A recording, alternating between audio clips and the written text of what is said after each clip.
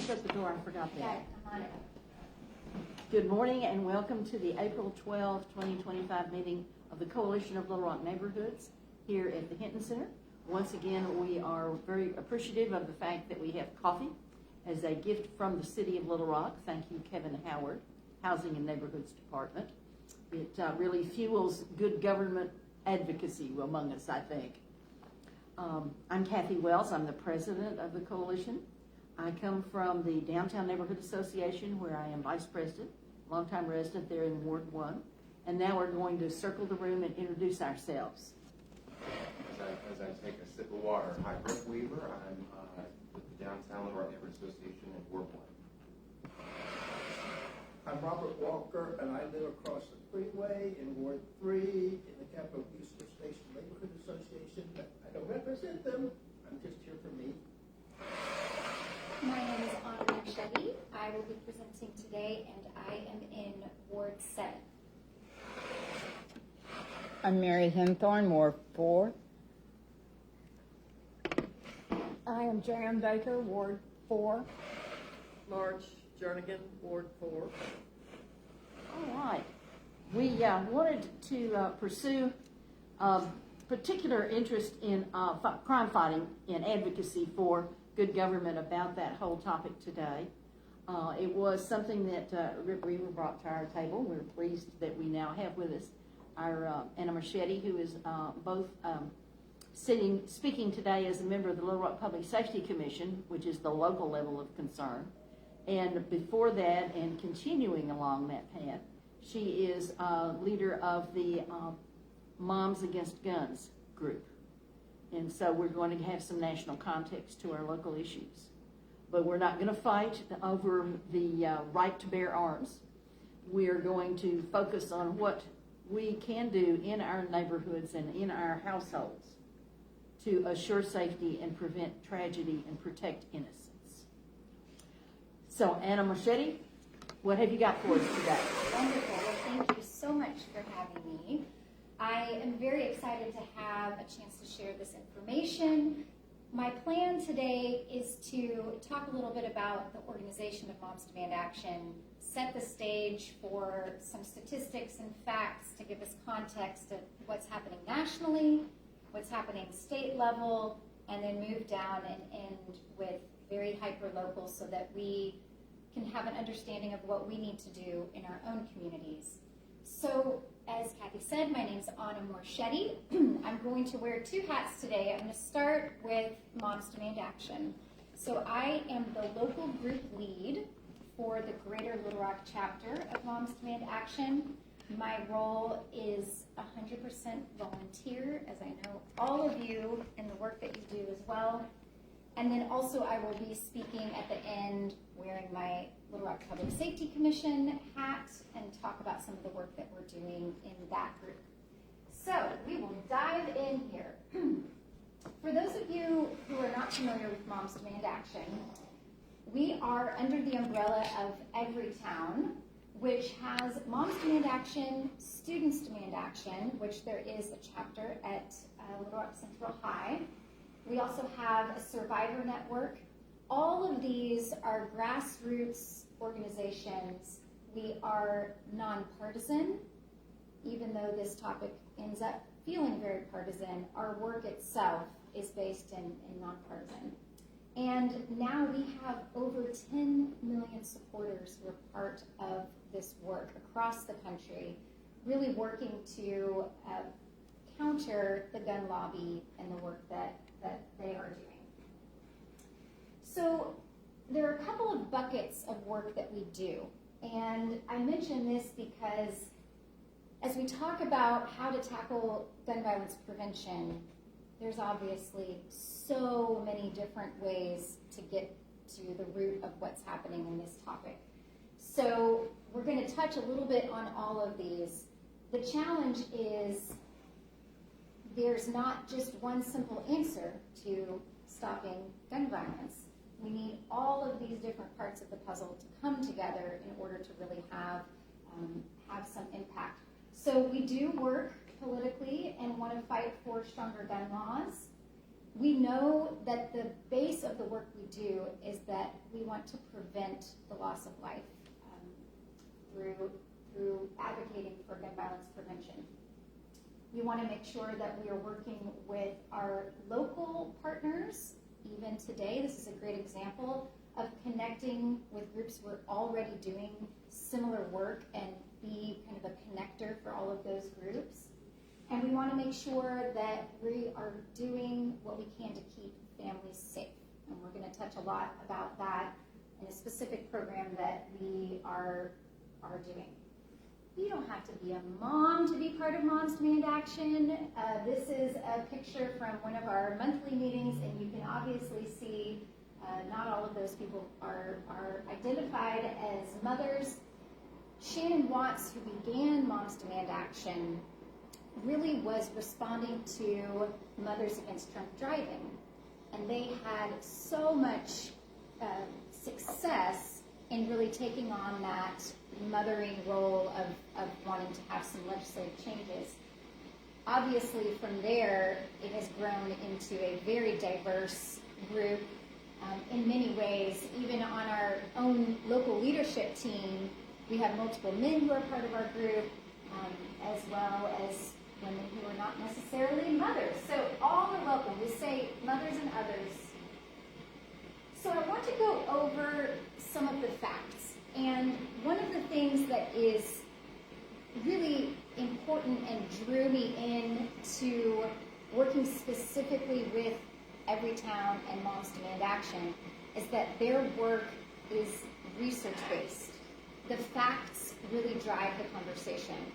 And when you start talking about this work, it is so heavy.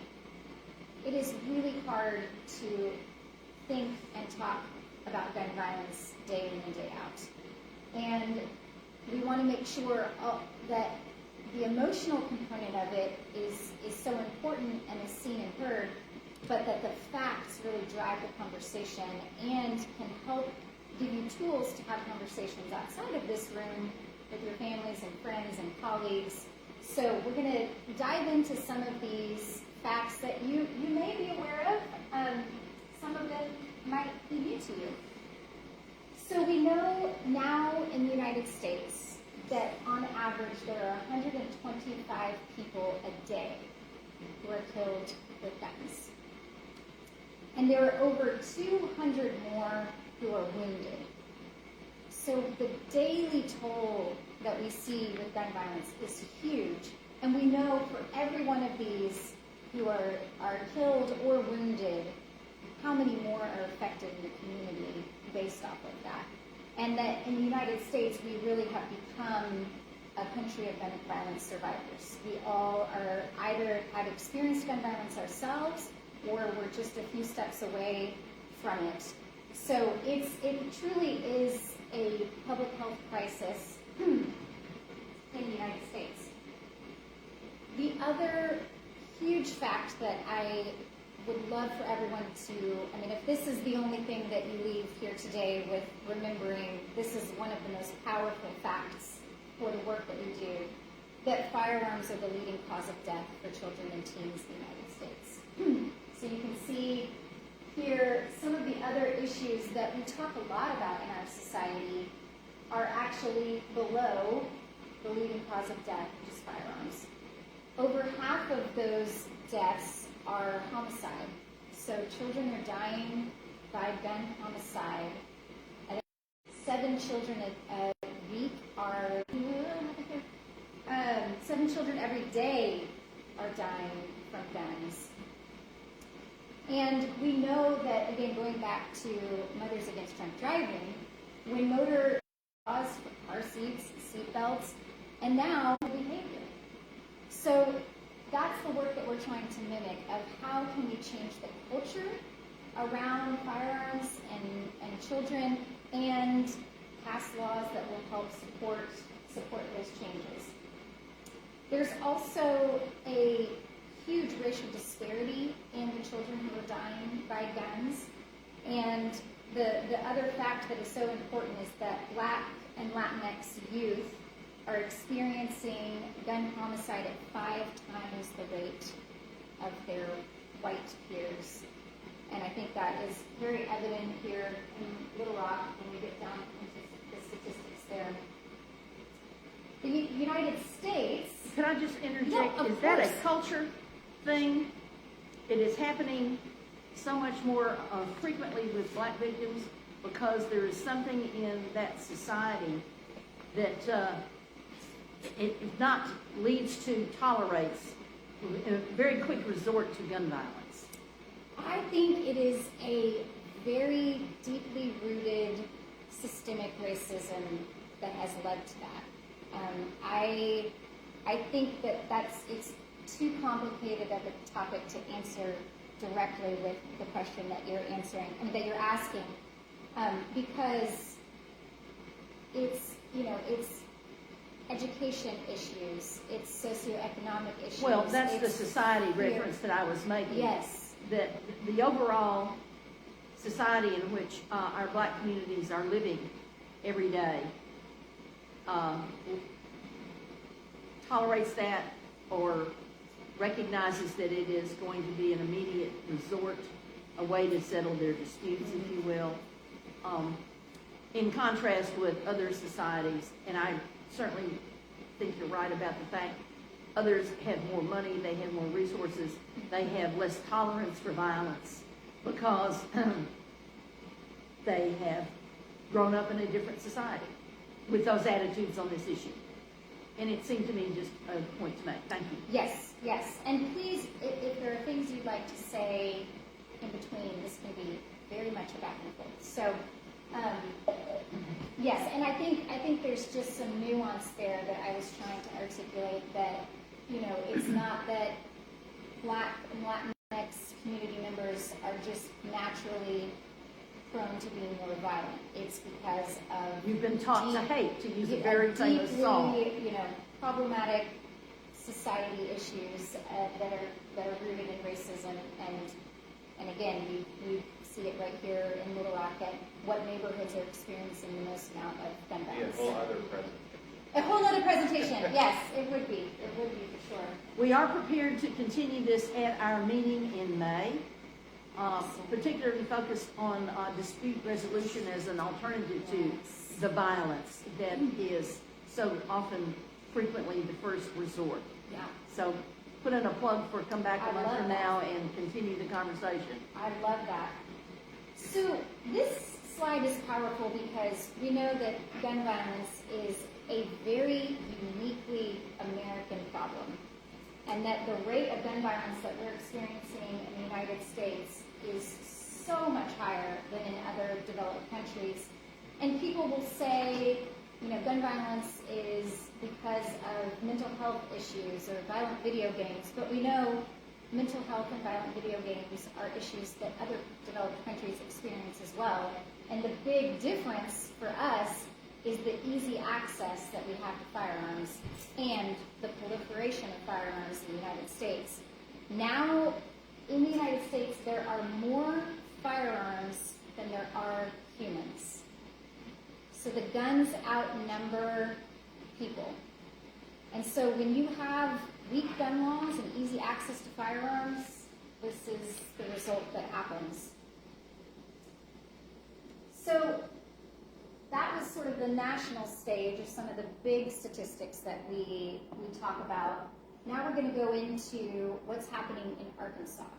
So Everytown Research every year looks at each state and they evaluate 50 key laws that have been shown to reduce gun deaths and look at what the state has in terms of laws on their books and the rate of gun violence that they're experiencing. And this is very shocking, I'm sure to you, but those states that have stronger gun laws in place are experiencing lower levels of gun violence. It's not rocket science. I am imagining you're thinking, where did Arkansas fall on this? So Arkansas is 48th in the country, and you can see... And that is a bad rating. It is a bad rating. We're almost Let's at be the clear. bottom of the barrel.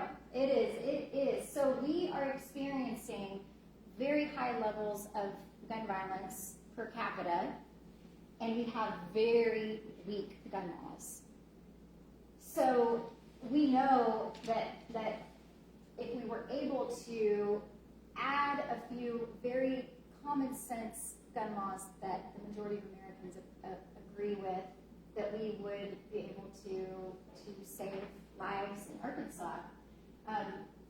So this is about as political as I'll get to talking about what's going on with Arkansas. If you want to talk a little bit after the meeting with some of the work that we've done this legislative cycle, I'm happy to do that. We touched on this when we were talking about children, but we also know that Black Americans are 12 times more likely than white Americans to die by homicide.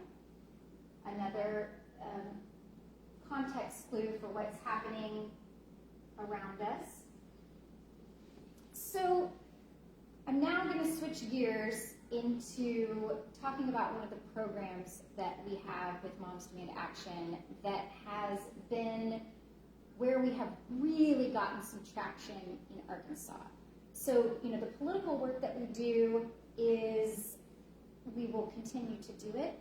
We will make our voices heard. It's a very, very slow progress, and where we've seen a lot more growth and ability to have conversations with people is focusing on education. So Moms Demand Action launched this program called Be Smart, and we're going to go through it a little bit in detail because this is a takeaway that is very easy to talk to people about when you take out the judgment around whether you own a firearm or not and just talk about safety. So you got a gun, so then what? Yeah, so then what? Exactly. So this is going to go into that this program. Now, the NRA has a program that's also education called Eddie the Eagle, if anyone remembers that one, that is geared towards children. This program, the research that we have is that children are going to be curious. If anyone has ever tried to hide a birthday present or holiday present from their children, they knows that they will be curious and find it. And so our research shows that it is the adult's responsibility to make sure the situation is safe for children, and that is really the way that you're able to reduce child gun deaths is by talking to the adult or caregiver. So when we go through this presentation, there's common ground amongst anyone you talk to begin this whole conversation. We want kids to be happy and healthy. Who could say no to that? We want to make sure that people have the right to make responsible decisions and protect their home, but also to protect their family and community. And we know that in this work, if there is one death that is prevented from all of these hours and hours and hours of volunteer work, it is 100% worth our time, our effort to make sure that we can save a life. And this program is all about that. So we have worked with the Little Rock. We'll pause to welcome Mayor Scott. Hey, y'all doing all right? Yeah. Why don't you take a seat beside Y'all me, know I Mayor? know if I can come. I'm going to tell you, you might be in this presentation at the end. Oh, Well, that We'll is see. what do you hired on to be mayor for? Yes, exactly. And we did say that we were going to ask what more we wanted from City Hall. So I rather There you think that go. flagged his attention. Oh. Well, and we just got to cross paths this week for National Crime Victim Rights Week. We did. And the mayor's also always supportive of all of that work that is, again, you're saying if it makes one child preventing their death, it's worth all of that work. So thank you. Thank you. Yes. We have more coffee.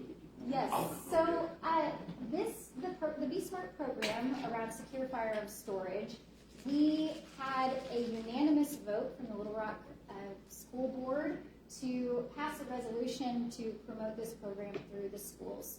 So we are working on the parent organizations, sharing it through the handbook, emails about how to keep your firearm locked up and ammunition separate. So this was a big victory for us. We're trying to continue to have other school districts adopt this because it's such a great way to be able to talk to parents through a trusted source through their school. We also have partnered with pediatricians. So the American Academy of Pediatrics has a lot of work they're doing separately on preventing children from dying from guns, obviously, since it's the leading cause of death. So we have partnered with different clinics to make sure that they are talking to parents. It's part of their normal kind of checklist that Wellness they talk about in interview. wellness. So they will say, is there a firearm in the home? And as the pediatrician, they can help guide parents to making safe decisions for their family. This topic is so heavy because we know that it affects our community literally here in Little Rock. We're going to go over some statistics about unintentional shootings. And I say unintentional, not accidental. So, when the media often picks up a story, they'll say it was an accidental shooting. And the word accidental gives the context that there's nothing that could have been done. Excellent point. Yeah. Keep on pushing that one. Yeah, so we use unintentional. It was unintended, but it could also have been prevented. So I'm sure everyone saw this last June, that there was a 6-year-old boy who unintentionally shot and killed his 3-year-old sister. There was a loaded firearm that was left in the house, and the children were alone. This one is in North Little Rock, but we had a 2-year-old son that shot and killed their 4-year-old sibling. This was in South Little Rock. That was a 1-year-old who shot and killed themselves. Unintentional. There's a great tool that Everytown Research has that's called Not an Accident. And this tool, you can pull up national statistics per year as well as down to the state level and sort it by year and see what is happening in our state. For this particular tool, in order to show up on this, it is a minor who has shot another minor. So it's children shooting children research here. So we can see in 2024 the instances in Arkansas that, again, are 100% preventable.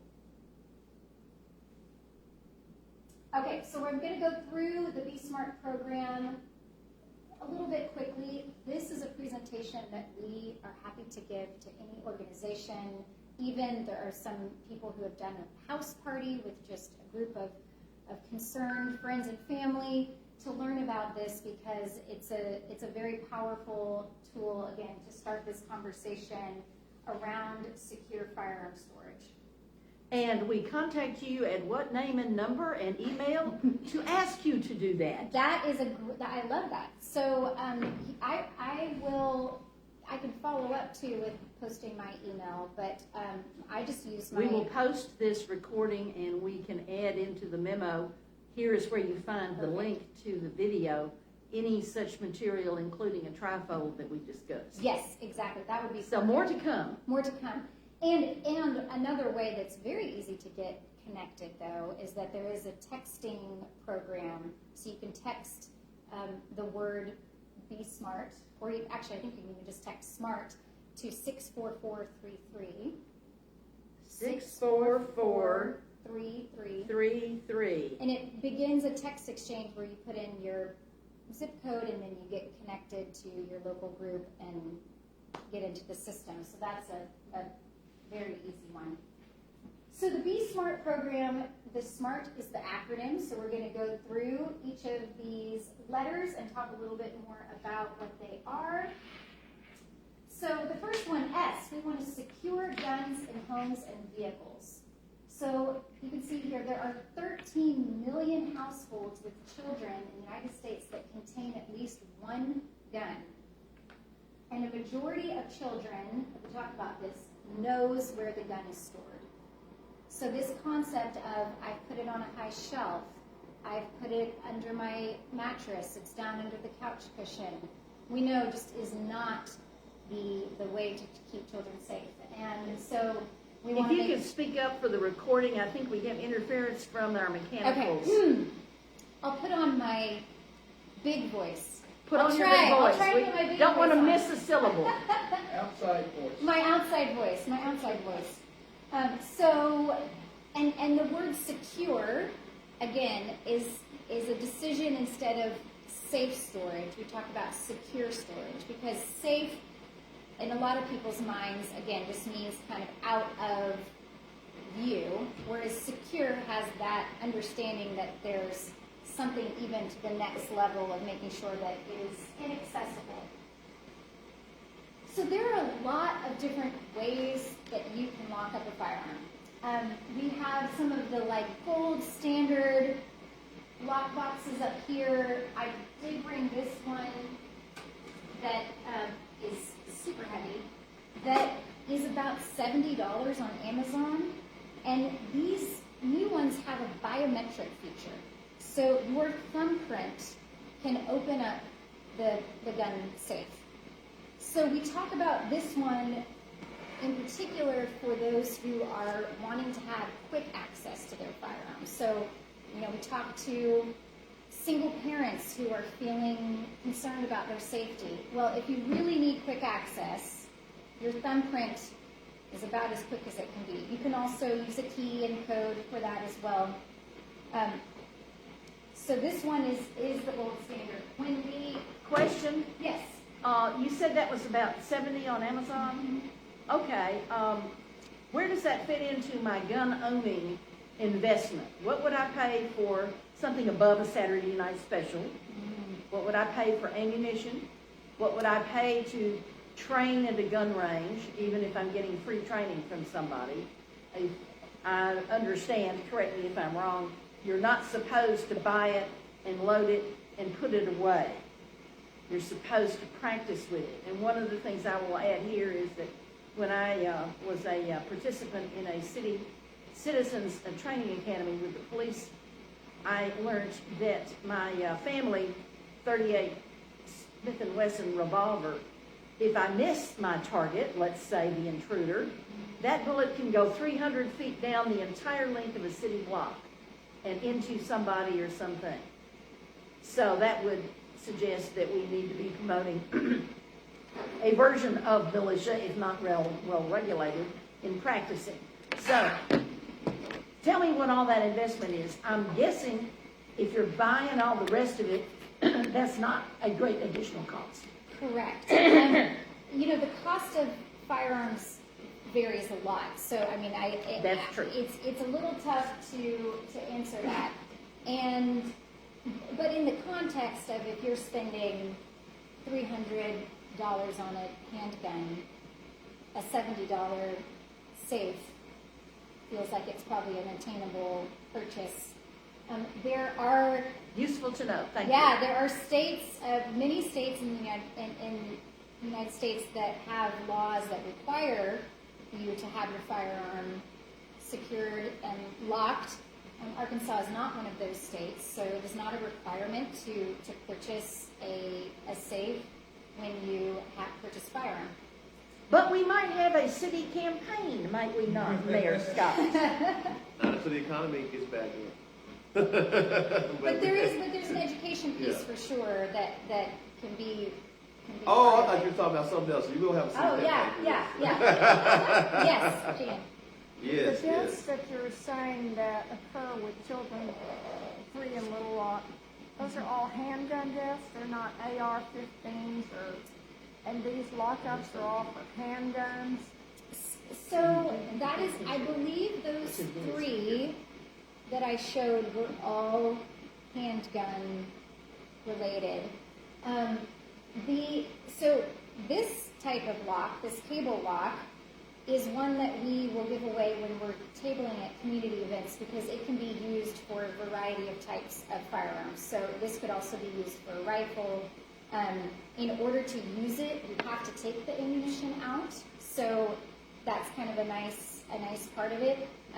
And they're super inexpensive. You know, they're $5 on Amazon. We are able to get quite a few of them donated through the VA. They have a program that we're able to get some of them. And this can just be like the entry level kind of lock that can keep a child safe. So the cable lock is a great entry method that you can see here. How does that work exactly? What do you do with it? Where do you string it? Yeah, so you put it through where the ammunition, where the magazine would go in, and then through the chamber. In through the barrel? Through the barrel. That's why it's so long. It kind of goes up through, around, and then locks. So, and part of that is that you cannot have ammunition loaded at any part. So it has to be completely clear in order to That's for lock it. pistols. Yes, but it also, there's a way to get it through the ammunition magazine area on a rifle as well. Okay. So it's kind of a multi-purpose type of lock. If you got a revolver with those swing out cylinder, all you have to do is put a padlock on there so it won't swing in.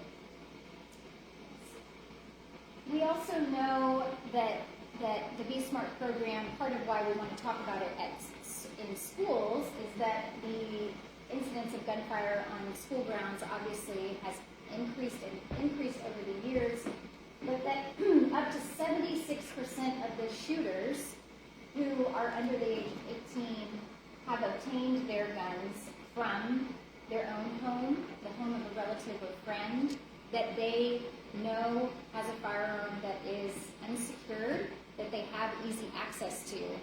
So it's something that can touch on school shootings as well. So the M is to model responsible behavior. Again, we talk about it's the adult's responsibility to make sure that they are locking up their firearm, that their ammunition is separate from their firearm, and that we want to talk about the conversation of this needs to be normalized. We need to talk about this more between each other. And we still, even though it's the adult's responsibility, we still also want to tell our children, if you see a firearm, not to touch it, and to tell an adult. This next one is the big one, at least for me, having children who go to other children's houses to play. So talking about, do you have an unsecured firearm in your home before you allow your child to go somewhere can feel really awkward. It's kind of a challenging thing to talk about because, again, it has so much politically charged parts of it. But here is where neighborhoods and safety campaigns, or even something like I was just referring to, the mayor sponsors a day of or a Saturday morning show and tell or whatever we call it there, that leads to this naturally because then everyone in your neighborhood group is being asked to advocate for this, and you can get the peer discussion going. I want to call it pressure so much as all of us here go home and we've got the trifold that we're going to be providing, and we ask for this program to be occurring in all of our member neighborhoods, and then that can take you in that direction. We just had the program. How about it? Yes, I Ain't it love great that we can do something to keep the kids protected? Yeah. It seems to me you've got to weigh in. Yes, I agree. That's a wonderful, again, and that helps normalize it. So whenever my children go to someone else's house, I have found it easier to text. It's just, a little bit less confrontation. And I will sandwich it in with, my daughter is a vegetarian. She loves to play outside. if you have firearms in your home, just want to make sure that they're locked up. I'll make sure to give you a booster in case you go anywhere, that kind of thing. So that it's just in this context of like, there's information that we need to share with each other. And so far in my interactions, I have only been met with, I never thought to ask that. Thank you so much for bringing it up. Because again, going back to, if it's the leading cause of death for children, you need to talk about it. Just as you would talk about a young child being around a swimming pool, or if they're dogs, all of those things, we just need to get more comfortable with talking about it.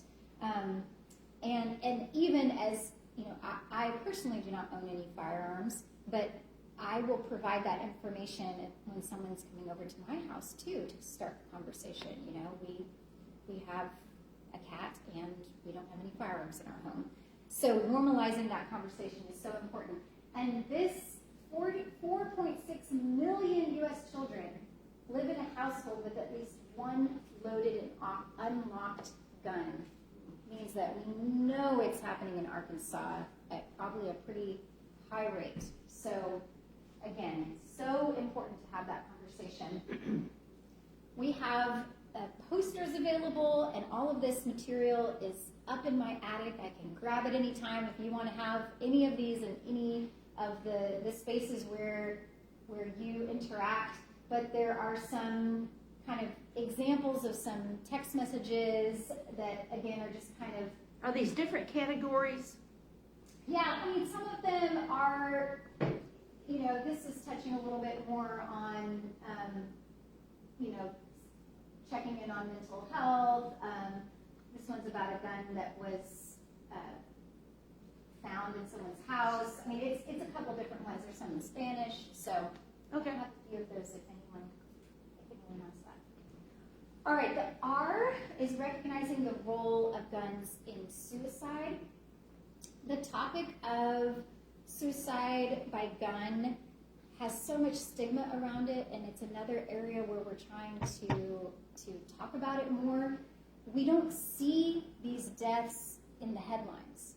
There's not a news article that gets sent out when a youth dies by gun suicide. And so it's this kind of underlying part of gun deaths that we may not be aware of what's happening. The thing that is so important on this slide is that 90% of suicide attempts with a gun are going to result in a death. Now, if you are trying to use pills or cutting or other means, you have a dramatically lower chance of dying. But because of the lethal means of guns, if someone is going to attempt suicide with a gun, they're most likely going to die. And then we can see here that 41% of child suicides involve a gun. In Arkansas, now this is not specific to children, but on a whole for our gun deaths, we have over half of them are suicide by gun. So we're looking at it's the gun homicides take a lot of space in our media, and they're so horrific on their own, but we need to remember that there are more than the same amount plus more that are dying from. Do you have a Little Rock statistic on that? Child gun deaths or under 18 gun suicides? I do not. We have started working with the Arkansas Department of Health tracks Child deaths, and the hard part about it is, one, the data is released a few years after the fact, but they are also very protective with information around anything with child death. So, as in identifying. Yes, but That's how I Johnny think we got could dead. probably get just general statistics. So that's a great. I will follow up on that because I am not able to. Well, we might pull ask that the mayor to see what might be brought out of the Little Rock Police We Department, can which get has that. all these numbers, on and post them tracking the. and track them and just make a thing out of it, Yeah, we Yeah. can do Child Suicide Prevention Day, added to your 365 days a year. Yeah. that. We can do that, just get with me. Yeah. Okay. Perfect. And If then, nothing else, we can get you, may not be able to get your name, we can get you. No, Just- no yeah, just- names, no just- IDs, just yeah. numbers. Well, and age would be interesting though too. We can get you the age. A good data point Yeah. of is it because when we talk about the prevention work that we do with youth, you know, the age of beginning that work is younger and younger. That, you know, starting to talk about these issues around 8 or 9 instead of, you know, 14, because It's everywhere and it's on everywhere, TV and all the it's- time. And it's happening to younger and younger children. So, you know, high school students, 20% had seriously considered attempting suicide. 41% of adolescents in gun-owning households have reported having easy access to firearms. So if you connect those two, obviously there's going to be deaths around gun suicide. And then the last one is this advocacy part, tell. We want to make sure that we are communicating this to our community. So today we're doing that T part of the Be Smart. And, oh yeah, here's that. Text SMART to 64433. And make sure that you share this information. I will go ahead and take this moment to pass these 2 items around.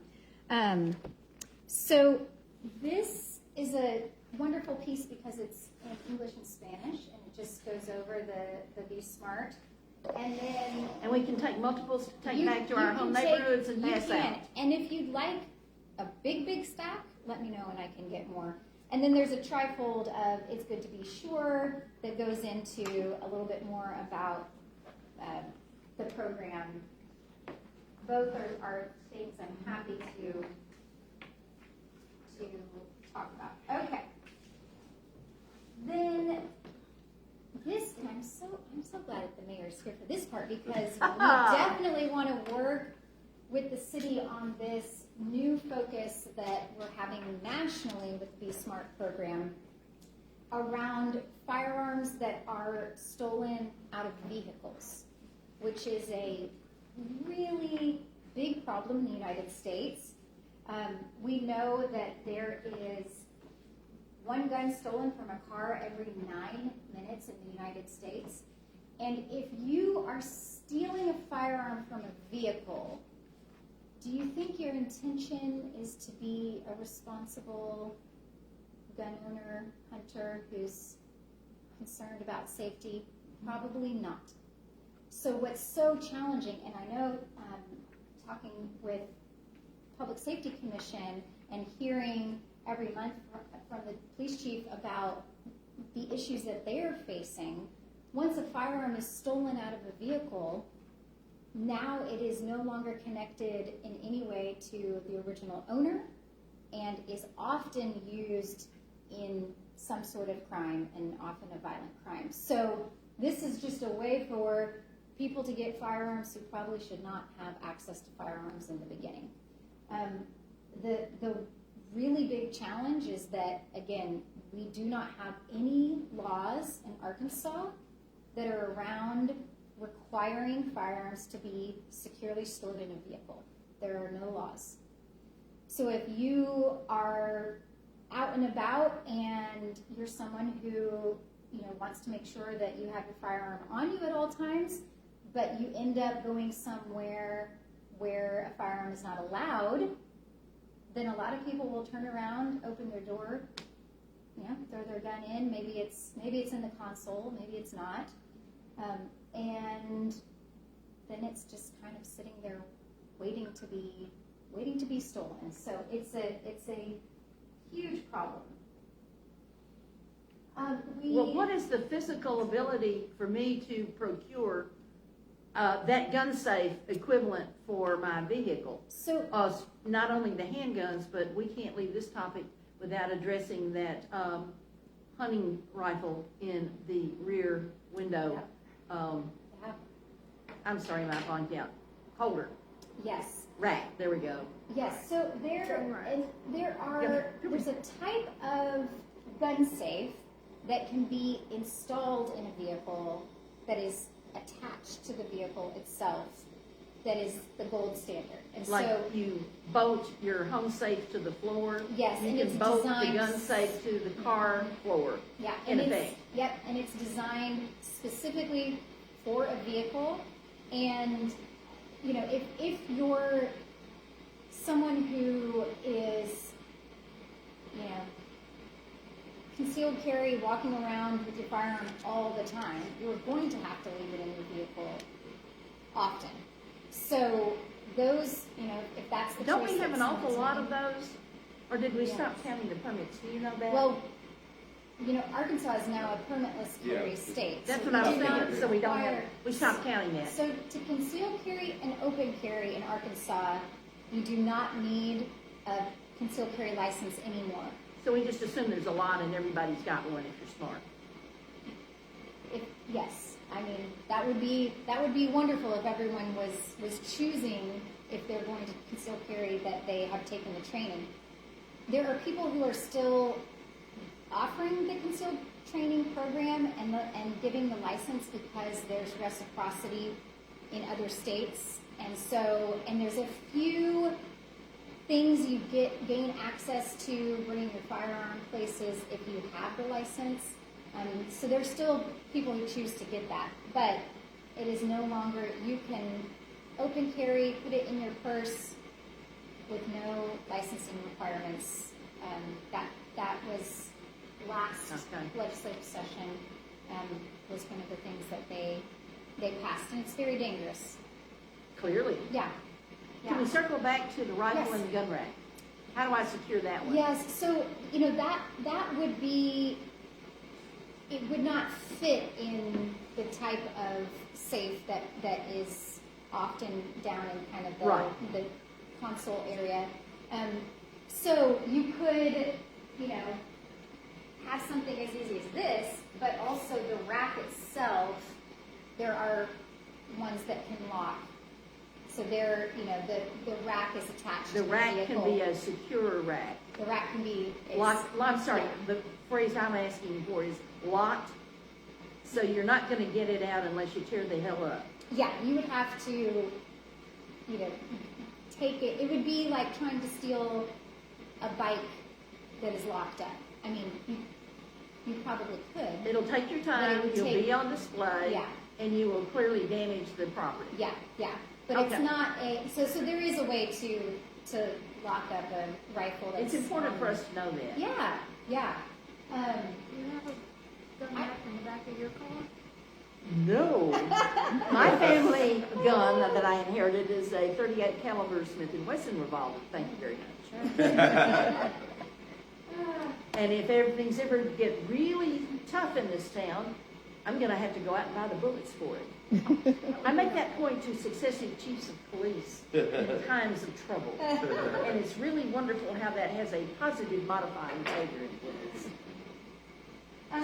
This is a little blurry, I'm realizing when it's up here, but you can see on the left here that the statistics from LRPD about guns that are stolen out of vehicles. And, you know, these are, again, each one of those is a firearm that is now most likely in the hand of someone who does not have the best intentions, is out in the community without any kind of tracking. So it's something that we want to talk about and can have its own educational campaign about.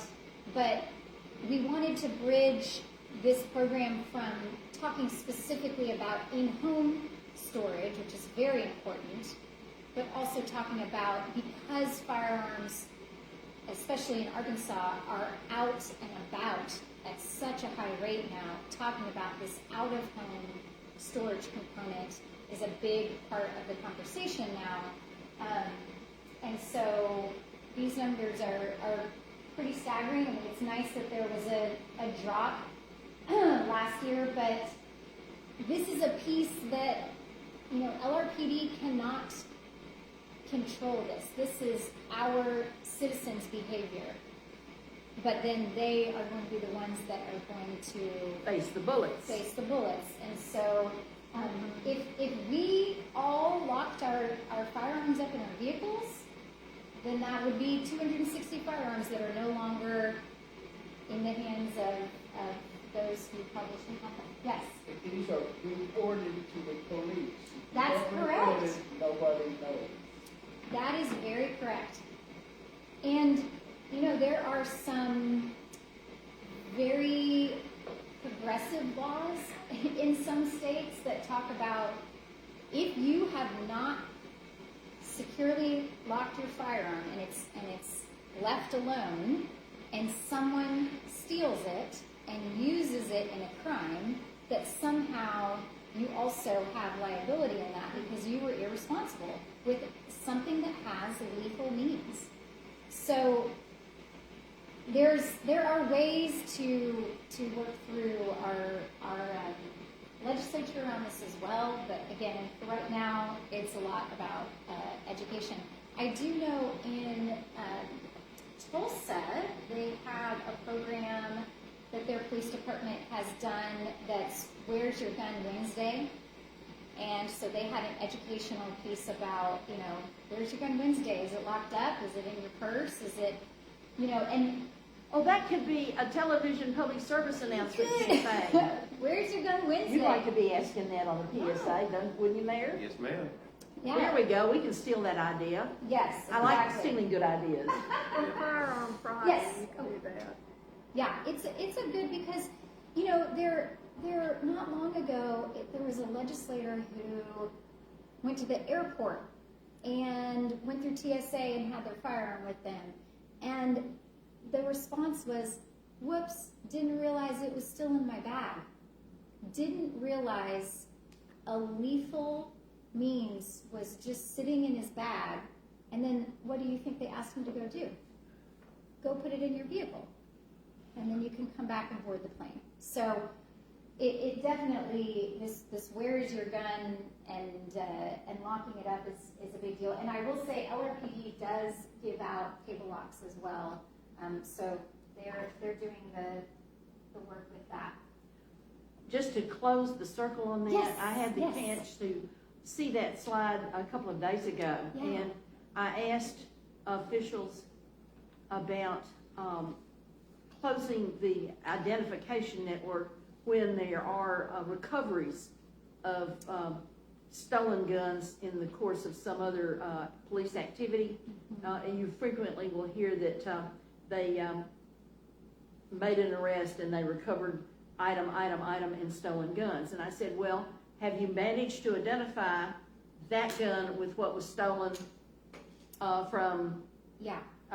Kathy or Susie or Sammy or Freddie? And they said, we haven't been doing that, but they realized while we were chatting that in that case, they will notify the owner through the serial number, and Susie and Sammy and Freddie will be invited to come reclaim their stolen gun. And they haven't been tracking that and noting that, but they could do that. So that's something that we're encouraging folks to do so that we maybe find the history of the stolen gun. If it's part of an arrest, was it used in a robbery? Was it used in a personal conflict? Yes. Was it recovered before anything happened? Good news.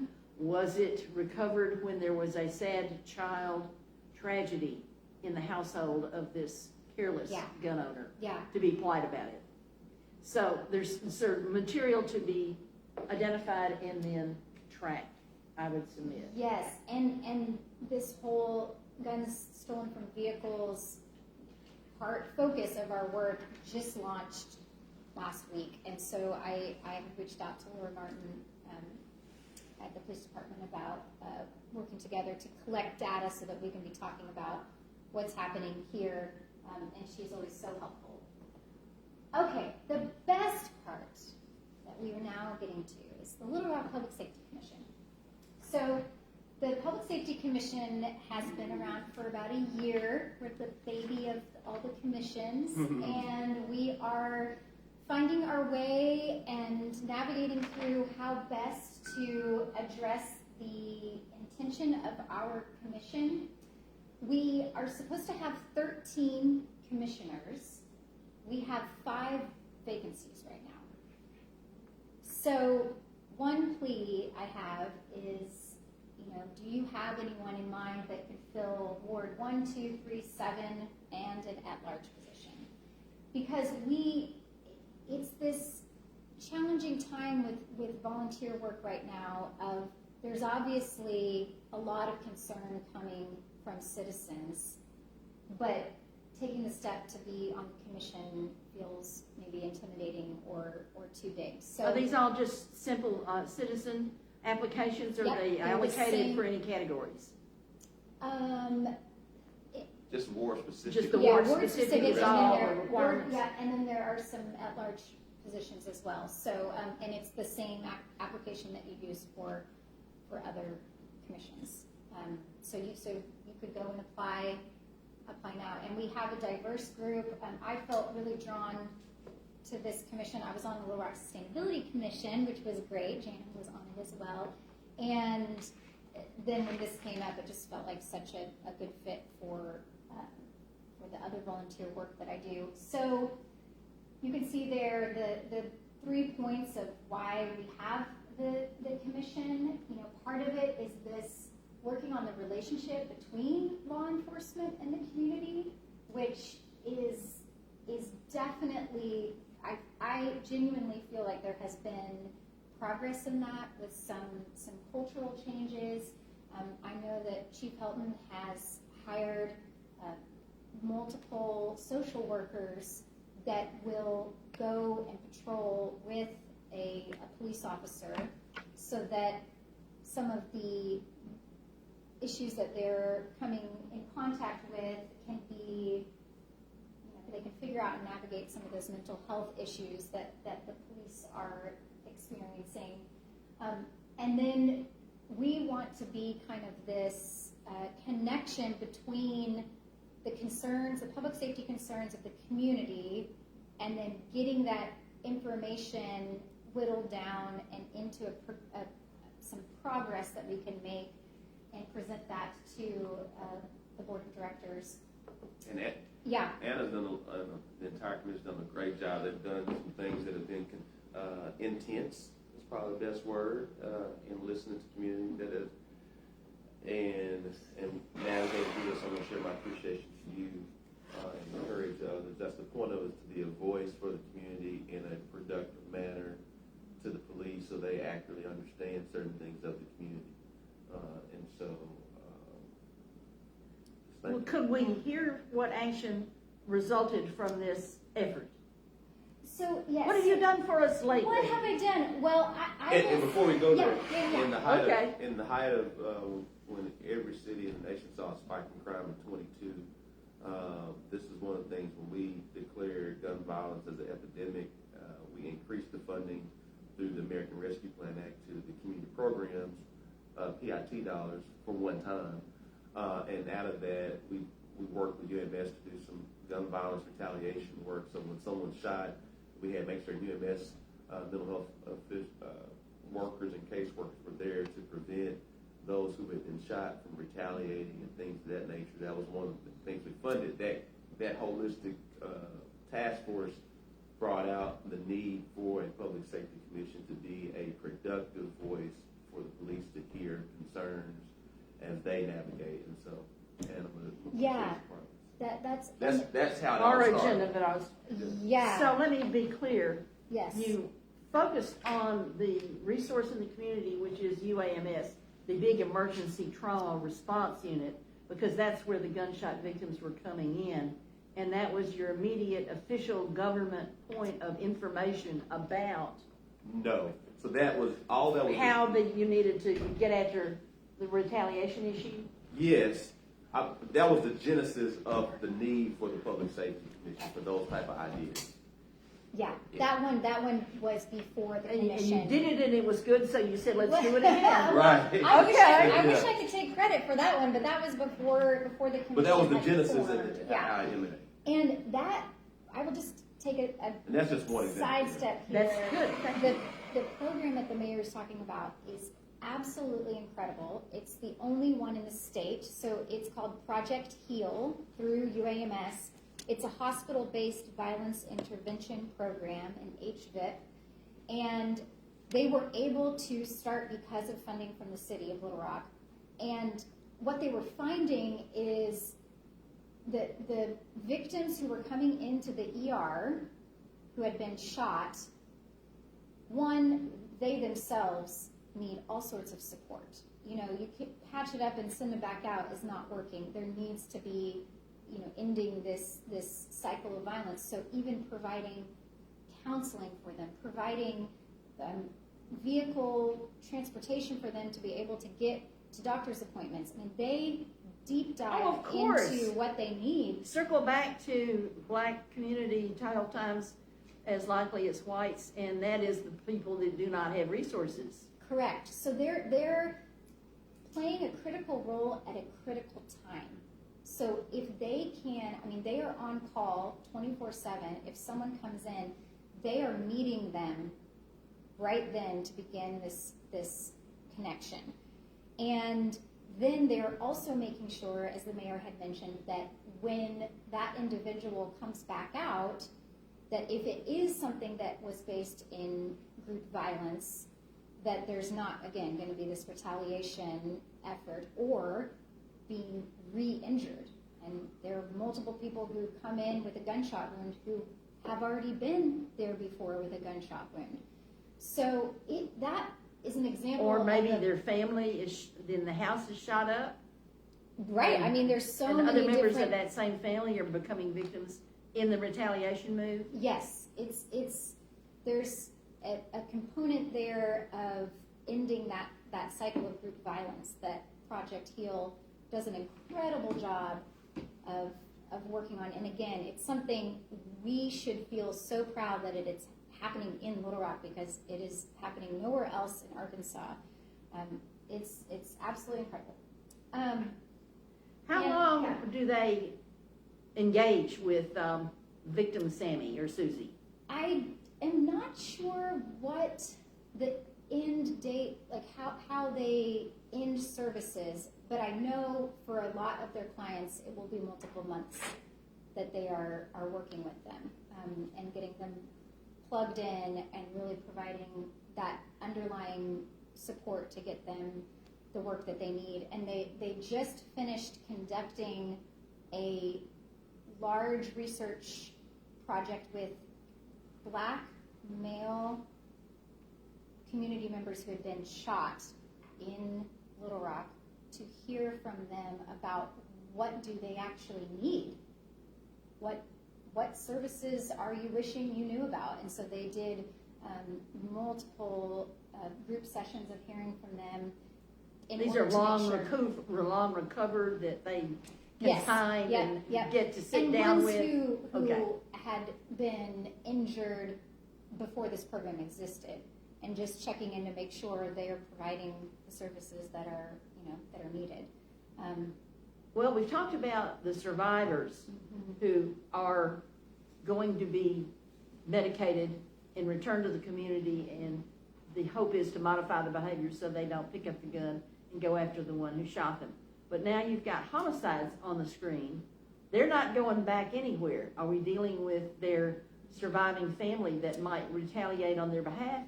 Well, that brings up, so today's the end of National Crime Victims' Rights Week, and it is amazing to hear there were multiple events in the city that highlight victim services programs that are operating in Little Rock. So some of those are being done through other local nonprofits. Some of them are through the city. Some are through the police department.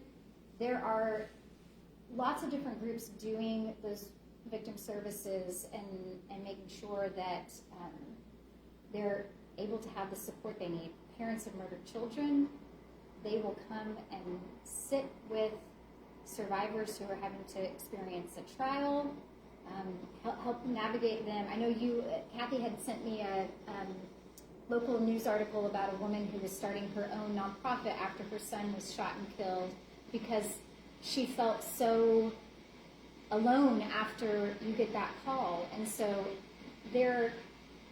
I want to highlight in this last part of the presentation that it is so easy for us to focus on what is not being done that is just some part of our human nature of highlighting what is missing.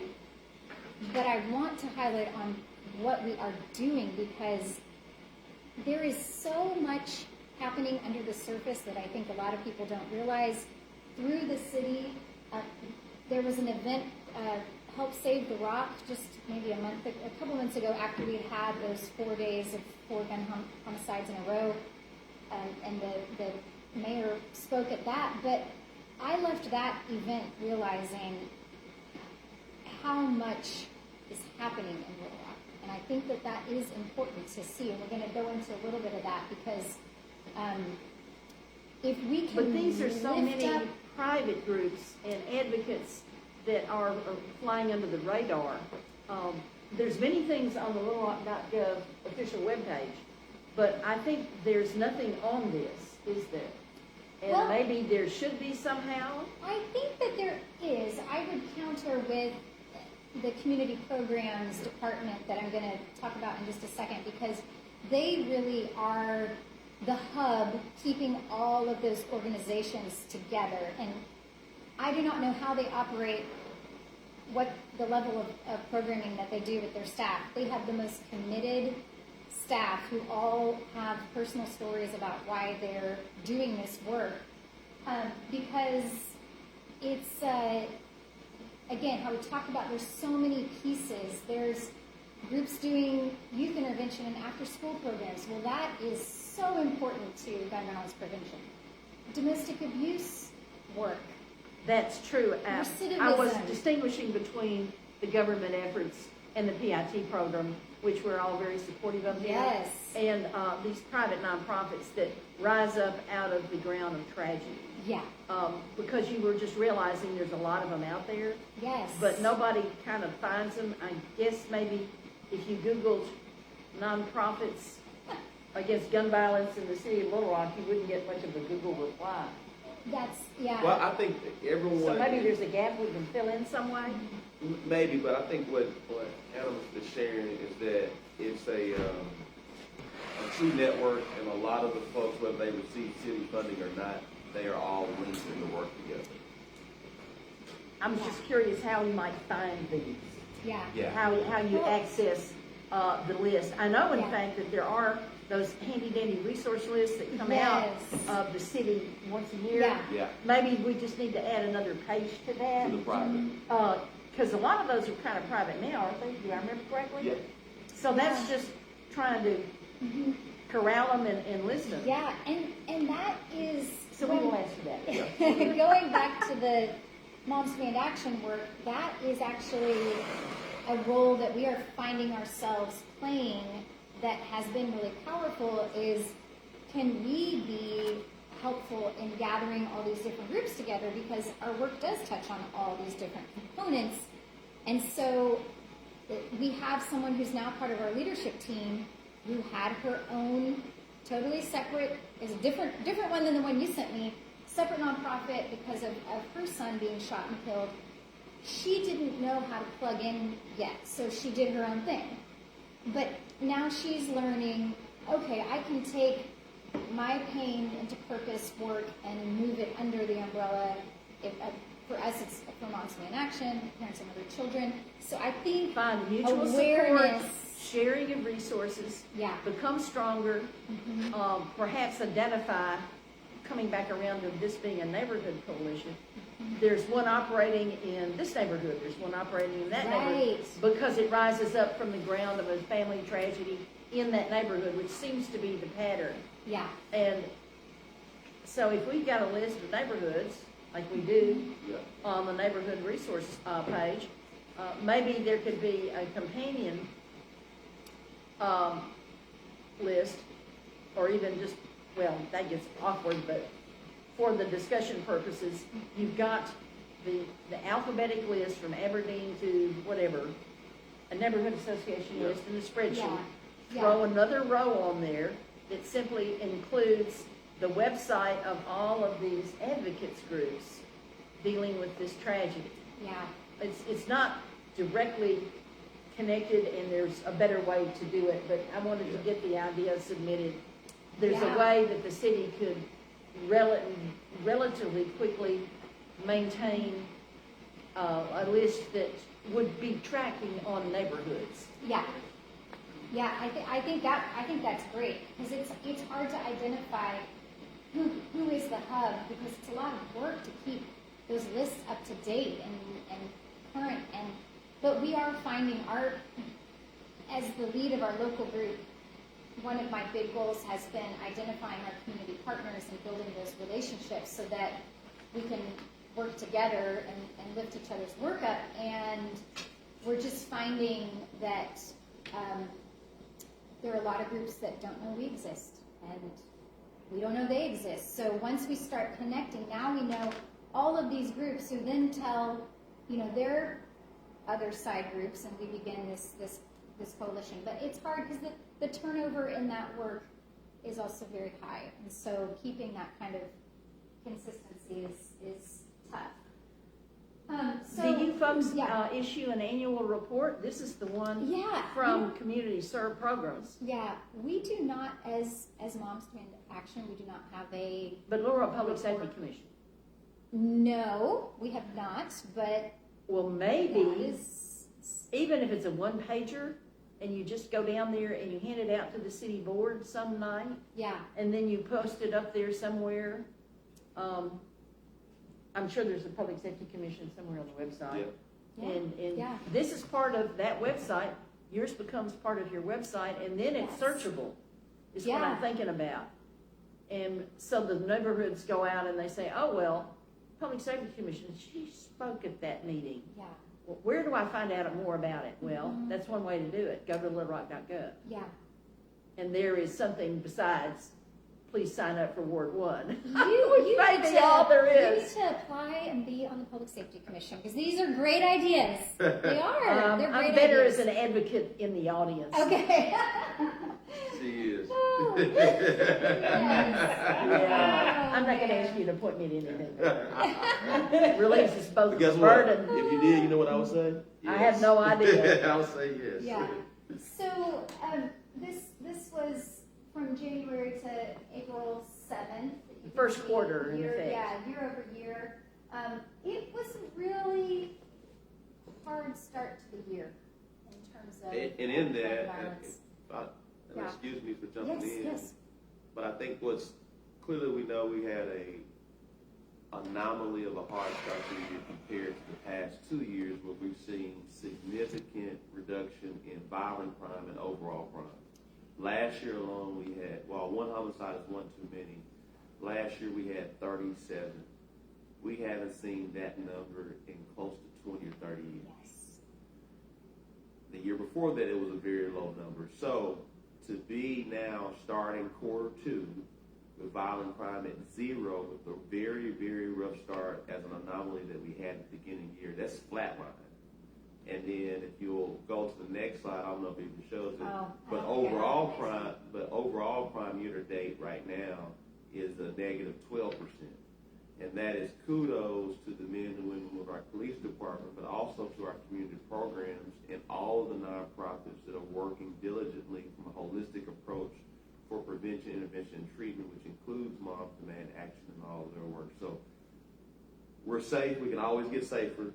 But those are some I can remember when those numbers were significantly higher. We're seeing significant reduction. Right, because again, we're comparing it to last year that was such a historic year. Such a low year. But part of why I bring this up is I feel like there are a lot of citizens that see this, and their immediate jump is, why isn't LRPD doing more? And I think this is showing us that there's a lot of work that we need to do as the community as well, because if we can work on helping with the prevention piece, then we won't be here. So I mean, obviously, LRPD has a huge role to play in it, but there's so much of those numbers that are a reflection of easy access to firearms, and that's something I think isn't told enough and emphasized enough, because you look at those numbers and you talk about what you just did. In those 4 days, we were all throwing up our hands, and at least in my own case, what I hated was feeling and recognizing I had no way to predict any of this. I could not see any of this coming from any intelligence that I had. My guess is that's true for the police department. Correct. And whatever they've invested in street operatives who counsel against violence. We'll talk about that in just a second. And I know there's a PIT program here for 7 of them. Yes. You didn't get to everybody. And one of the things that I would just like to urge more of is the annual report is based on the provable contacts we made. What I would urge and ask for, and I've asked for it all week, and it hadn't come in yet, but I'm going to keep Who's on. that? Dana All said. right, okay. I sort of went through this and I said, I'd like to know what is the population at risk. If all you do is look at your census tracts on those classic social factors of low income and lacking education and dropouts and so forth and so on, which we can recover fairly quickly to just go at a crude number. What is the Little Rock population of youth at risk under the age of 18? And then how many of these are reached by any of the programs in PIT? And you go through here and they've reached 200 here. They've had a program for 25 there. And I do not dispute that if you're going to do it right, it will cost you money. This is not a cheap group program. But if the best we're doing today, realistically, facing it hard, fresh on, is that we're not getting 1% of the population at risk touched, then we owe it to ourselves to recognize that and to begin to commence to start to remedy that. I know the example that I gave is in comparison with our Little Rock Public Works program about streets and drainage. We've had recent sales tax campaigns where there was a sum that was to be allocated for streets and drainage. And I'm one of those that pressed officials at City Hall about the fact that we had a full $1 billion of needs listed. So we weren't going to begin to remedy the listed needs. We were going to make an effort that was going to focus on, let's call it the worst first, but however they were judging that, we knew we weren't going to end up, if we provided that money, with anything like a complete remedy. My guess is if you get to the whole at-risk population, you're in the same situation. There are hundreds reached in PIT. My guess is there's several thousand that are at risk just in the population of the city. And that's before I've done any checks on population under 18 that might be in a low-income census tract, which to me is a bedrock place to start. But if we don't do that, then PIT is just, we made contacts and we hope for the best. The other thing I'm asking about is when you enroll Susie or Sammy at age 13, are they getting repeated services in PIT till every year till 18? And then are they tracking it for, let's say, 3 years after that to see if they manage to persuade them to a better behavior than at risk?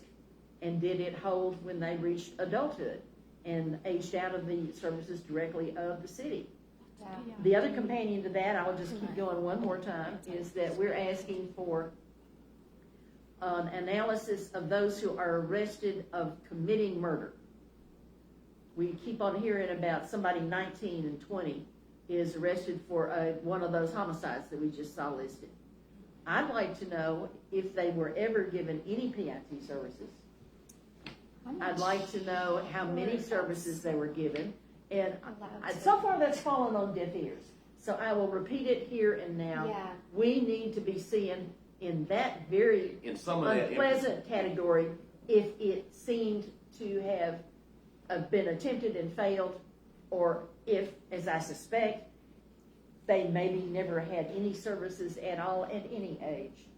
And that tells you something else that I think we should take into account with the government City Hall effort to try and reduce gun violence in our community and steer away at-risk behavior. Sorry, in a brand. No, Question. I do have a question. Yeah. What is PIT? That's Jan was just asking that too. Prevention intervention and treatment. Okay, second question is, how do you get that? Is there a place you go? So, yeah, so you can go to the City website. Department of Community Programs, and there are applications for those funds. You must be a certified 501c3 organization. There's a paperwork process, and then you submit your funding. It has to be reviewed by the Children, Youth, and Families Commission review, and then ultimately it goes to the city board because it is a contract.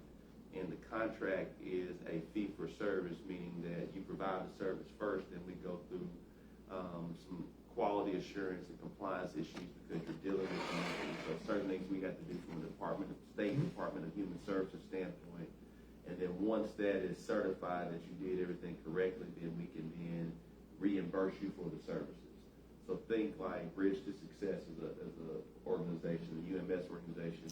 They all provide their own resources first, dollars in to do the service, submit that paperwork back to the city. The city does its compliance stuff and then gives you the money back and becomes a revenue source for that particular nonprofit. Okay, so the reason I'm asking is because. And before you get there, a lot of things that that Ms. Kathy just shared, some information that you're asking for, we can't obtain for a number of different privacy reasons. And so while that's good, I know that but I'll Okay, make, but what I'll elaborate on that a little bit? Well, just for privacy concerns, there's certain things you just can't ask for. I mean, but what I'll do is I'll make certain Dana gets a thorough response for you. But just to answer I that. sent it to her Monday, so she's got it cooking. Oh, well, and if you send it to her Monday, I know she's been out this week, so that's probably she's been on vacation, so that's the reason why. I'll copy it to you. Be a copy, and yeah, then copy. you'll know where we stand. So she didn't leave you on red for a week. Okay, I'm glad because I was gonna be mad. So, but she's been on vacation. That's why. Well, that happens in life. Yeah. Are you talking about the fact that we're asking for things from minors? Yes. And so There's certain things you can't ask a teenager, no matter you if they're can't 17 track or 18. teenager Sammy or Susie. I think there would be complications if you said Tommy was arrested for murder and he had participated in these programs or not participated. I could see. It's a lot of legal stuff. Yeah. Let's talk offline. Yeah. I think there may be a way to get it at numbers because I'm not, well, let's just see what we might pursue. Let's leave it at that. Even gathering their names and contact. But you had a question. Yes, ready. We're ready for you. Now. You had a We're ready. question. No, This is what happens when I come to the meeting. No. Oh, we always digress. No, I'm sorry. The reason I brought that up is just so happened this past week I've been subbing, and one of the schools I did was Paul's High. Young man comes up to me. I'm not gonna say which organization because I don't want to put out any chief or whatever. But I sent them an email or whatever. He wants to be part of either, let's say, law enforcement or fire department and things like that. I am currently looking for him to be a part of that because he's, and I will say he's a black kid. He's junior, 11th grade. And I just need to get him somewhere before he falls through the cracks. Yes. And he wants to do it. He literally wants to do it. He talked to me after, during a, Is it fire or police? he wants to be fired.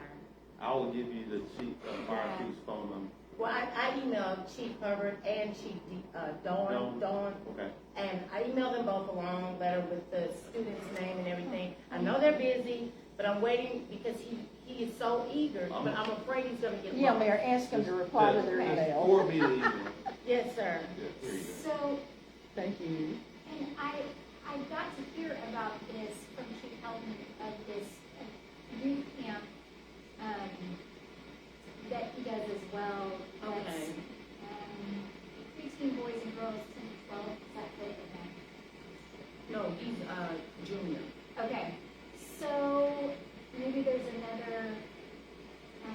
Just send me an I will email. forward that email to you, and then in the near future, if there's any more type of stuff that I can get information on to have on hand, that would be great. Yeah.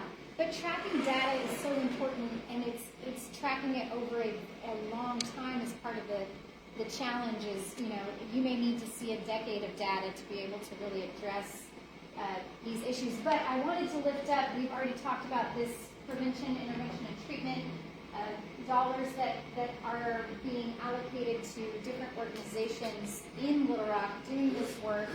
And here, this is from 2023, but there were more than 50 programs that they funded and operated that served over 24,000 Little Rock children, youth, and families. And you can download the full report Yep. from this littlerock.gov website of the community programs page, and one of the offerings is their annual report, and I did it, and here it is. It's very helpful information. And I would venture to guess we would be in very strong support of every single program they have funded, but what is concern to me is the numbers are in the hundreds, and I'm pretty sure the at-risk population is in the thousands, and I just need people in official positions to recognize there is this important gap.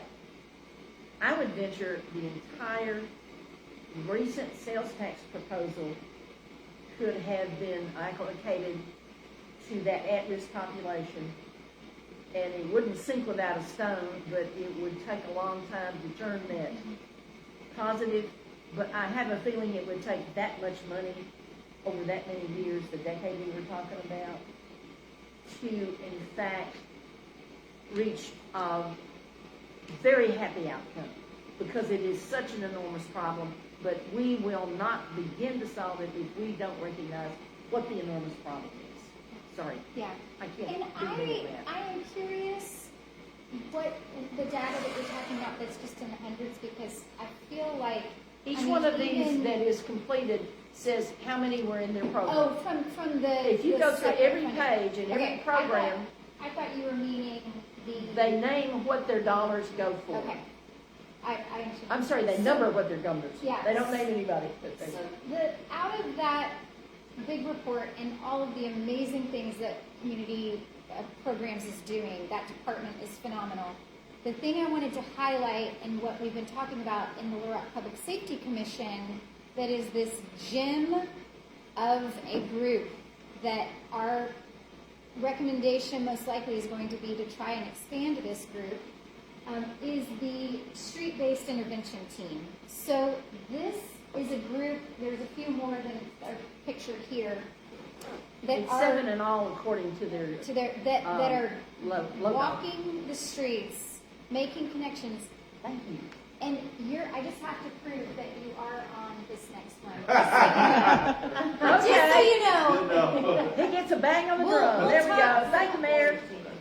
We'll talk about you after you leave. Oh, and just as you walk out the door, pause to introduce President Claiborne of the Petaway neighborhood. We all introduced ourselves earlier. And we want it on record. We're recording, as you know, that she has her I can't introduction. be mayor without knowing all of you. I know my Did boss. not wish to overlook. Thank you so much. Thank you so much. Thank you. Thank you. So this team, I feel like, did anyone know that there was a street intervention team before today? Yes. Okay. I've been urging such as that for many a Yeah. year. Proud to see it. They play this really critical piece in the community because they are not law enforcement.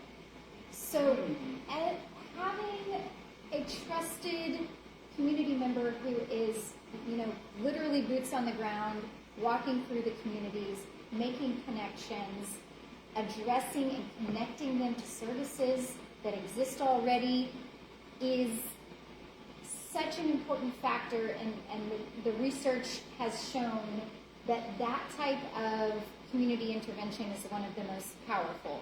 So even if they are able to address, so I was hearing from William Farmer, who's one of the street team members, and he was saying, there was someone who they realized part of her issue was she couldn't find diapers.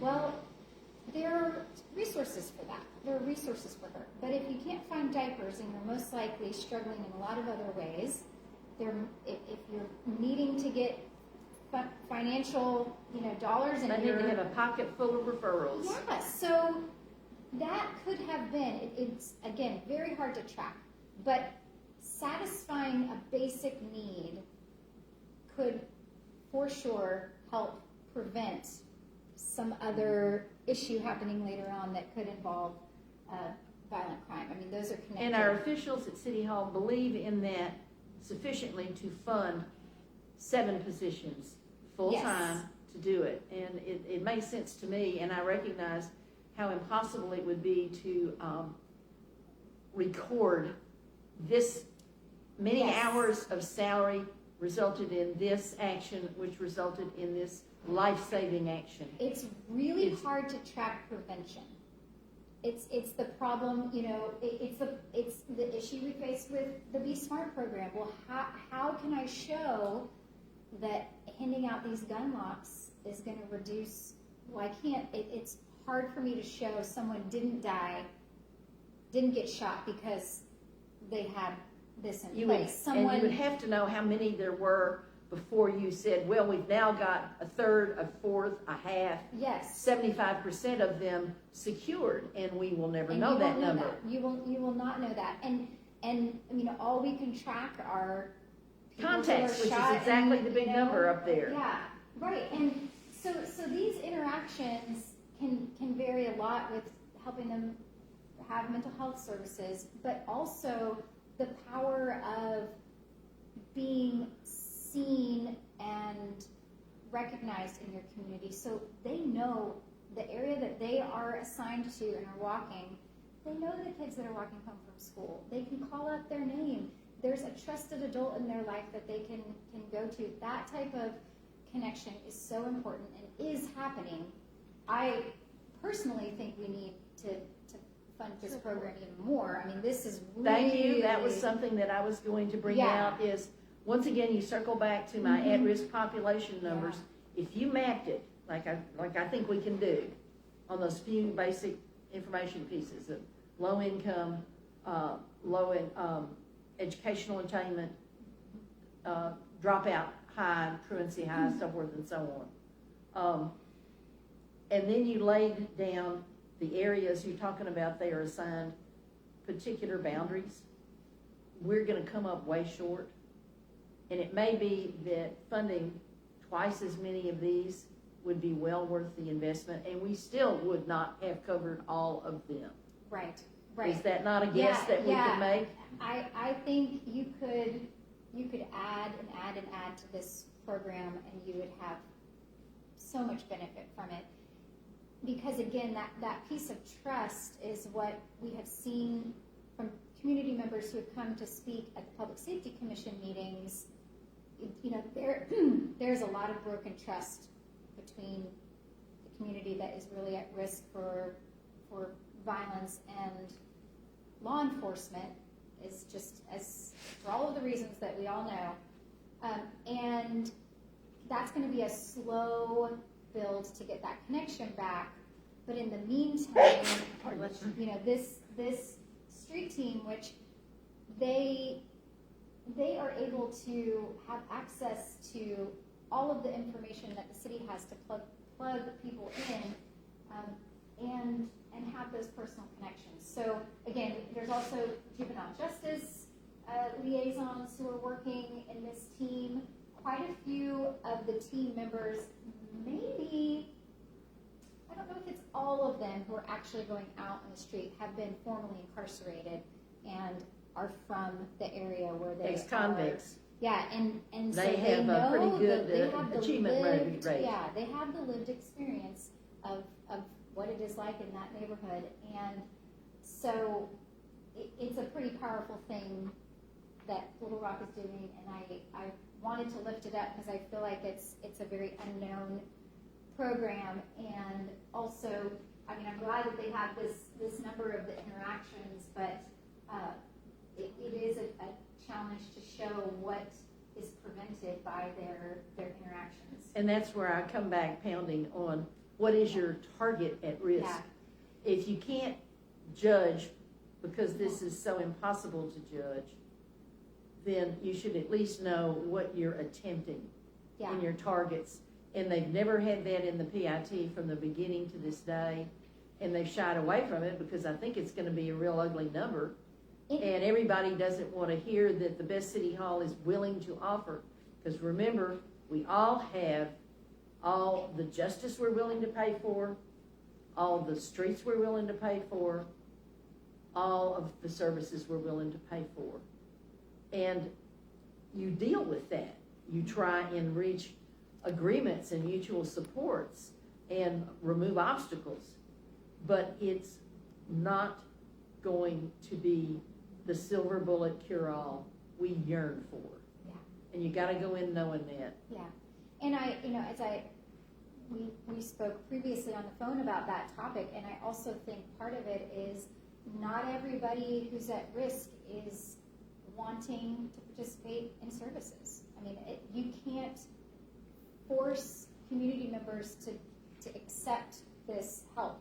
Offering it and offering it multiple times with touch points is important, but you know, it's tough. I think they're putting it to ask for this department to be able to have contact with every single at-risk youth in the city is a pretty big ask.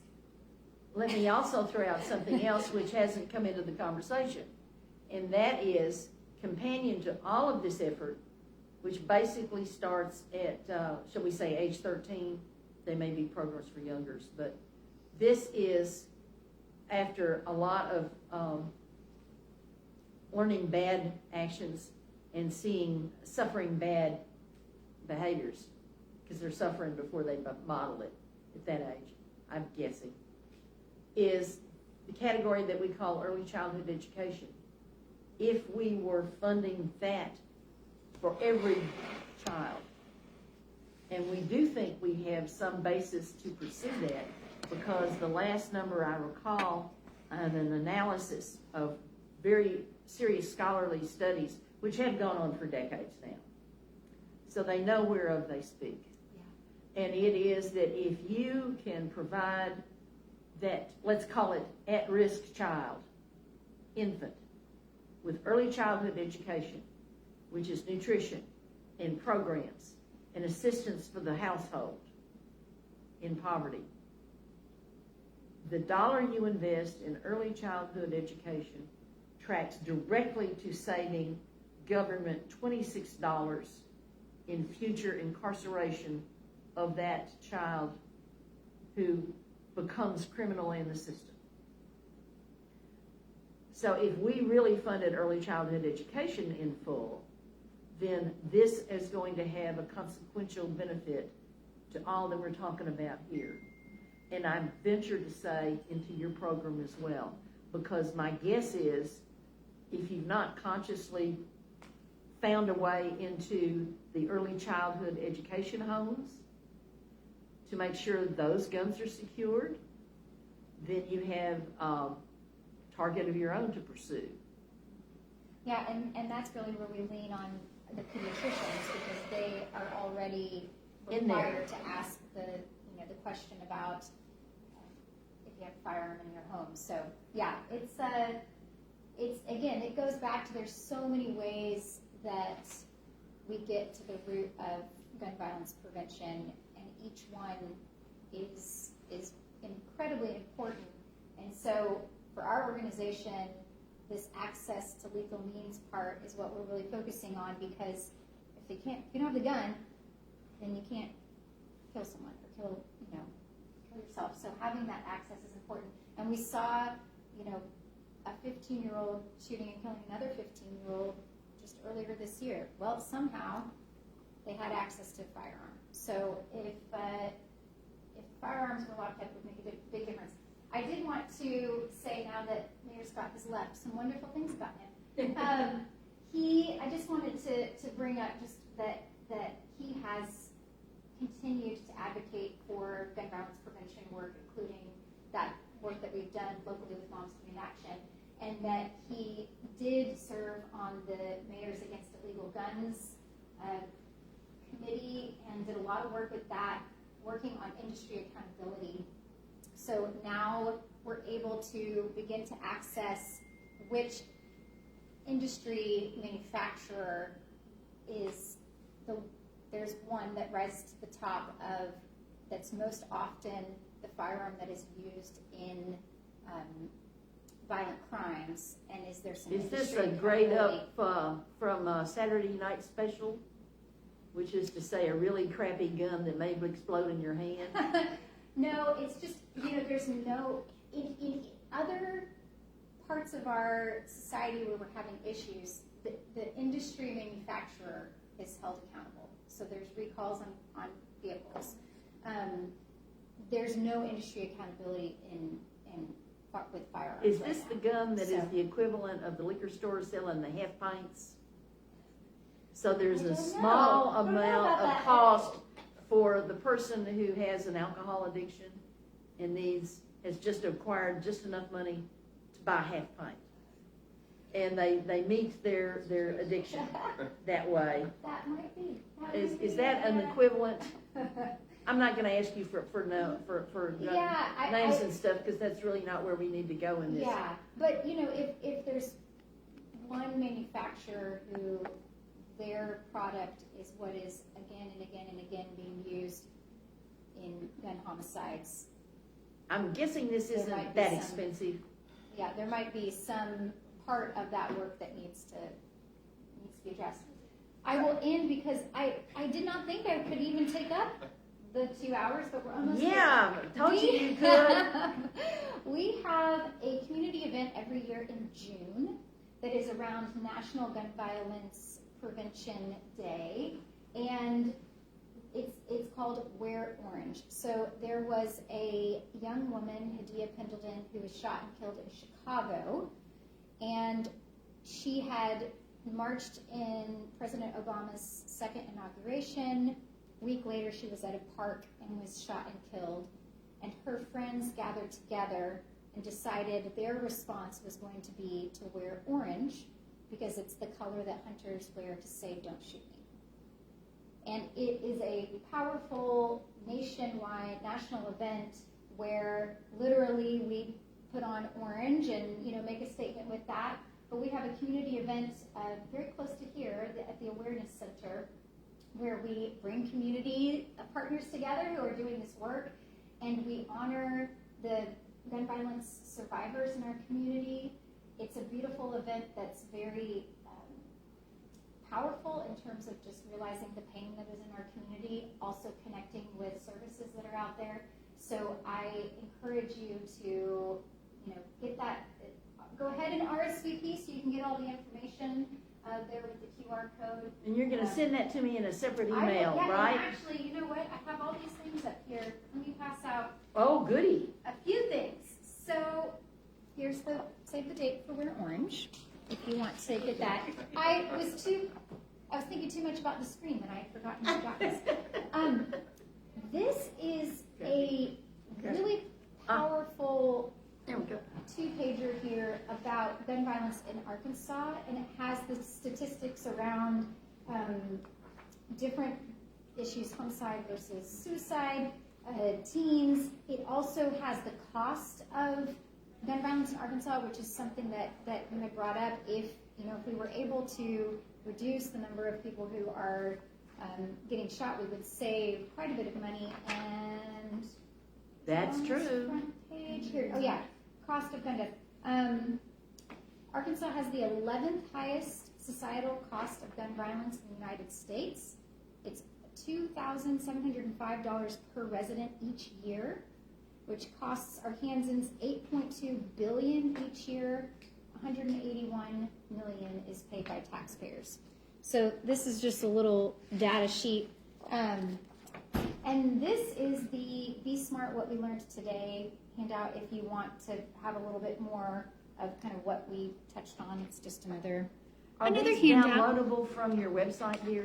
The gun violence in Arkansas is definitely, there's the website that we talked about with the law rankings, that each state has a PDF that you can download with the data that's that's for that specific state, and they update that each year. And again, it's amazing, talking about the power of research and data. Every town research collects so much data so that we can have this kind of information to be able to have smart conversations. Jen's starting to throw her, we're getting wild over here. Across the table, Slithery. Gun violence. Yeah, and I do have a sign-up sheet here if you want to sign up specifically to get more information about what we're doing with Moms Community Action. Some more handouts here. That was so much information. Questions? Yes. I think you said earlier, a lot earlier, that we have more guns in the United States than we do people. Do you know how many guns we have in Arkansas versus, or actually, since you're on the Public Safety Commission, just focus on Little Rock. How many guns are in Little Rock when our population is like 210,000? How many guns do we have? So that is something that is very hard to calculate because of the private gun sales that are not tracked. So I could definitely work on pulling for a federally licensed gun dealer. I could pull how many guns are sold in Little Rock.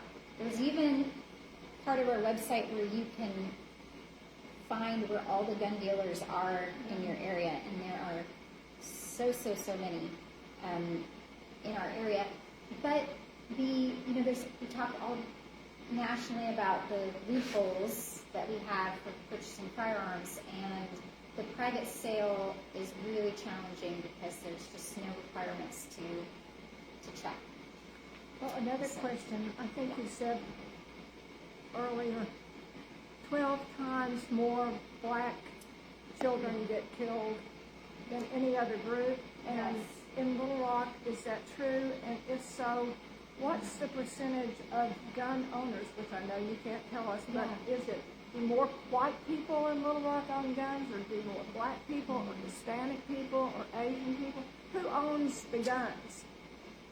You know, if there are only 3 guns and 20 people are getting shot, then Would it why? not be not that question so much assuming everybody owns guns, as that there is this social tolerance for guns in the black community at a greater rate than the white or the Hispanic, that they more quickly result to solving any dispute or hostility with a gun? It's what would be my guess, is that they're quicker to pull out the guns, which everyone has got one of, because that's the models they're seeing in their neighborhood.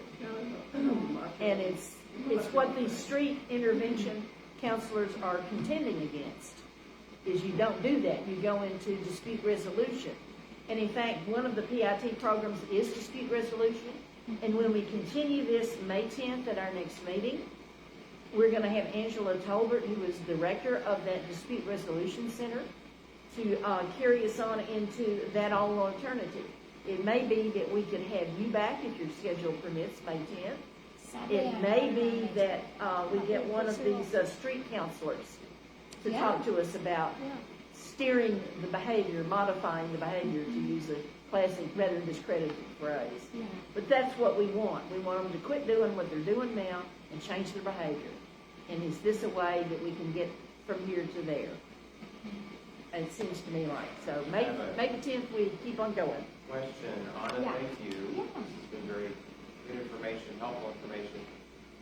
Going back to the safety commission. You mentioned there's some vacancies. What's the time commitment for a commissioner? Monthly? Yes, so they meet monthly. So it really, I would say a small commitment in terms of other volunteer opportunities. There is a little, work in between of making sure you're caught up on things, but the meetings themselves are usually about an hour and a half. They're here. So I would love to have this full, because it is hard to truly represent the city if we have so many vacancies. Do you understand the barriers to filling that? What, is it just because you're so new, or is it, you don't know about it? What's the? I do think part of it is that it is new, and I think, Candidly, part of it is why bother with the commission you think will be ignored if they do come up with some meaningful recommendation. So I'm going to pursue my hours of advocacy somewhere else. yeah. Sorry to seem negative, but Well, I no, wonder about the Public Safety Commission for that reason. Yeah, and I think once we have, you know, this first year was so much learning, and a lot of our meetings were hearing from the street team, hearing from community programs, because in order for us to recommend what needs to be done, we have to know what's happening. And so that was a bit of a learning process for the commission. And Did you post minutes with these reports included?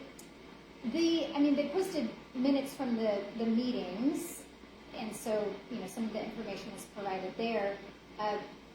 But, you know, a lot of the ideas that were coming forth from the Public Safety Commission at the beginning are being implemented, and we needed to be educated about that they were already being implemented. So I think it took us a little while to feel like we had enough of an understanding of what's happening to be able to have an educated suggestion on what needs to be done.